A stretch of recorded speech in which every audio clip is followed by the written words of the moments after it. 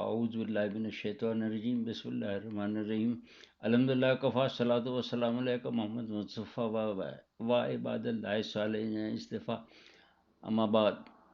آج کے میرے تقریر کا موضوع ہے آخر حضور کی سیرت سے یہ اتنی بے اعتنائی کیوں؟ ہم میں ہر ایک حضور صلی اللہ علیہ وآلہ وسلم پر اپنی جان نثار کرنے کو ہر وقت تیار رہتا ہے، بعض اوقات اپنے ہی ہاتھوں اپنے ہی یا سرکاری امداد کو آگ لگانے کو تیار رہتا۔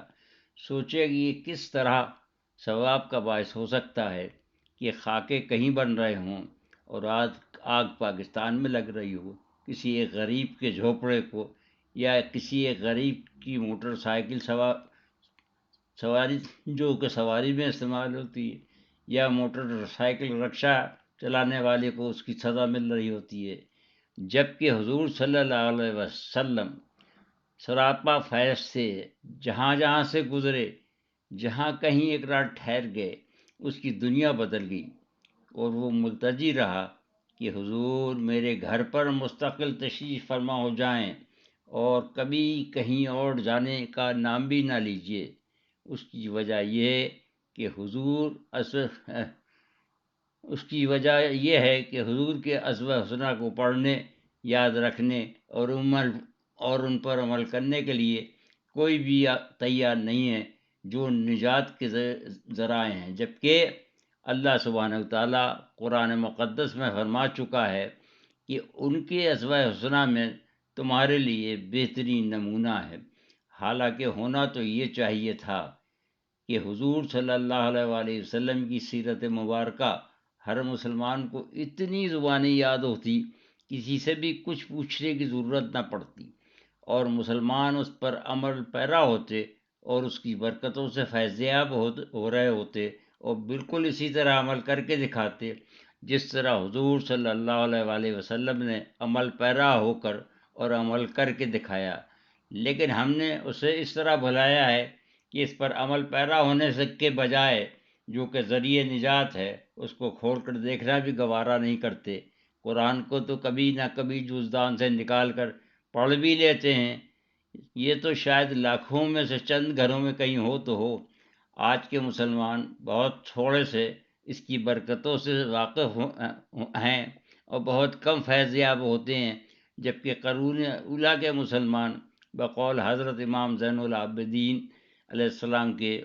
اس کو اس طرح پڑھا کرتے تھے جیسے کہ آج کل مسلمان قرآن شریف پڑھتے ہیں، کیونکہ اس میں کسی مالی منفعت کا امکان نہیں ہے، لہذا کسی کو دلچسپی بھی نہیں ہے،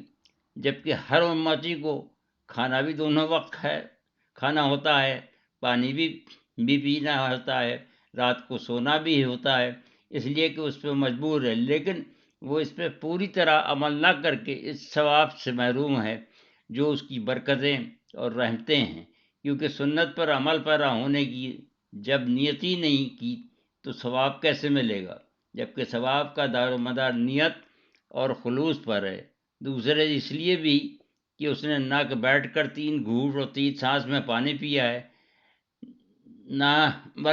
کچھ اور کیا ہے، بلکہ جلدی میں جانوروں کی طرح کھڑے ہو کر گٹ گٹ کر کے پیا ہے۔ اسی طرح کھانا تمیز سے دسترخوان پہ بیٹھ کر اور صرف اپنے سامنے سے اٹھا کر وہ کھاتا تو ثواب کا مستحق ہوتا، وہ اس نے کیا ہی نہیں تو ثواب کہاں کیسے؟ اسی طرح داہنی کروٹ پر لیٹا ہوتا، اپنے داہنے رخسار کے نیچے ہاتھ رکھا ہوتا تو ثواب کا مستحق ہوتا، اب کیسے ہوگا؟ اگر مسلمان گاہے بھی سیرت پر ایک نظر ڈال لیا کرتے تو ان کا جسم غیر ارادی طور پر ہر سنت پر عمل کرتا اور آپ کو کچھ بھی خود کرنا نہیں پڑتا سوائے ثواب کے حصول کے، کیونکہ آپ کا مزاج ہی ایسا ہوتا کہ جو کبھی اسوہ حسنہ کی خلاف ورزی کے بارے میں سوچ بھی نہیں سکتا تھا۔ 74 سال پاکستان کو بنے ہوئے ہو گئے، جو بھی آیا وہ اسی نام سے آیا، اور اس نے یہی نعرہ بھی لگایا کہ میں یہاں اسلامی نظام لاؤں گا، جبکہ ضیاء الحق ایک قدم اور آگے بڑھے کہ میں نظام مصطفیٰ صلی اللہ علیہ وآلہ لاؤں گا۔ وہ بھی 11 سال رہے مگر کچھ بھی نہیں کر سکے۔ ان کے بعد عمران خان کے دور تک پرانے نعرے چونکہ سارے ختم ہو چکے تھے، لہذا انہوں نے مدینہ جیسی ریاست کا قائم کرنے کا اعلان کر دیا۔ اب 3 سال کے بعد انہوں نے فرمایا کہ وہ ڈگری کورس تک سیرت کو پڑھانے کا انتظام کریں گے۔ وہ بھی قابل مبارکباد ہیں کہ انہوں نے سیرت پڑھانے کا اعلان تو کر دیا، اس سے پہلے والے صرف اعلان کرتے رہے، آگے کچھ نہیں کیا انہوں نے، مگر اس پہ عمل کون کرائے گا، جو سب سے مشکل کام ہوگا، جب تک کہ کسی کو اس میں مالی فائدہ نظر نہ آئے۔ لہذا اس سلسلے میں کامیاب ہونا ذرا مشکل کام ہے، کیونکہ سوائے حضور کے صلی اللہ علیہ وآلہ وسلم کے، جن کے ہاتھ ساتھ اللہ کی نصرت تھی، اور کسی کو اس میدان میں کامیابی نہیں ہو پائی، کیونکہ ہمیشہ نفاذ اسلام کی مخالفت خود مسلمان کرتے پائے گئے، جیسے کہ بالا کوٹ والا مارکا، جس میں حضرت سید احمد بریلوی اور اسماعیل کی شہادتیں واقع ہوئیں۔ یہ اس لیے ہوا کہ ہر مسلمان خود کو حضور کا صلی اللہ علیہ وآلہ وسلم کا امتی تو کہلانا چاہتا ہے، مگر جب اسلام ان کے مفادات سے ٹکراتا ہے تو وہ خود ہی مخالفت شروع کر دیتا ہے، اور اسی دنیا کی ہاں میں ہاں ملانے لگتا ہے، جو کہ ہمیشہ سے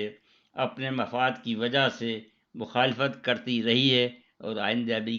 کرتی رہی۔ جو پوزیشن 200 سال پہلے تھی وہی آج بھی ہے کہ افغانستان کے باشندوں نے 40 سال تک جہاد کیا اسلامی نظام کے لیے، مگر اب کئی مہینے ہو گئے ہیں وہ درمیان میں لٹکے ہوئے ہیں کہ 57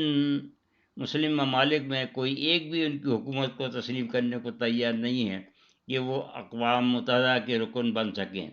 جن میں مدینہ جیسی ریاست بھی شامل ہے۔ میں اپنا تجربہ آپ کے سامنے پیش کرتا ہوں کہ میں نے اپنی عمر کے 32 سال لوگوں کو سیرت کی طرف واپس لانے کے لیے دن رات کوشش کی اور کر رہا ہوں۔ کسی سے کوئی مالی مدد نہ مانگتا ہوں نہ قبول کرتا ہوں، یہ صرف اس لیے کہ امت کا نفاق جو ہے اس کی وجہ جو ہے وہ سیرت سے دور ہونا ہے۔ اگر سب سیرت کی طرف متوجہ ہو جائیں تو کوئی اختلاف ہی باقی نہ رہے۔ صرف فرق اتنا واقع ہوا ہے کہ کبھی کبھی غلطی سے سیرت کے حق میں ایک آدھ آواز کہیں سنائی دے جاتی ہے اور بس، جبکہ میں نے سیرت پر 11 کتابیں لکھی ہیں اور مفت تقسیم بھی کی ہیں، جن میں حضور کی مکمل سیرت پر کتاب روشنی ہراق کے نام سے اردو میں اور ویڈیو کی شکل میں اردو میں یوٹیوب پر امت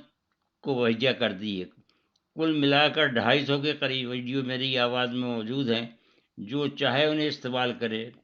اسے مجھ سے پوچھنے کی بھی ضرورت نہیں ہے۔ انگریزی میں بھی ترجمہ جاری ہے، جو کہ عالمی اخبار میں 2/3 شائع ہو چکا ہے، مگر دیکھا یہ گیا ہے کہ لوگ مفت میں بھی نہ پڑھنے کو تیار ہیں نہ سننے کو تیار ہیں۔ بہت سے مسلمانوں کو تو یہ تک معلوم نہیں کہ تاریخ اور سیرت میں فرق کیا ہے، اور وہ یہ بھی نہیں جانتے کہ تاریخ پڑھنے کے لیے ہوتی ہے اور سیرت حضور کی عمل کرنے کے لیے ہے، کیونکہ حضور نے دنیا کو عمل کر کے دکھایا ہے، اور وہ اتنا بھایا اللہ سبحانہ تعالیٰ کو کہ آخر اس نے اس کو لازمی قرار دے دیا، اور ہر ایک کو سیرت پر عمل کرنا ضروری ہے۔ وما علینا الا البلاغ۔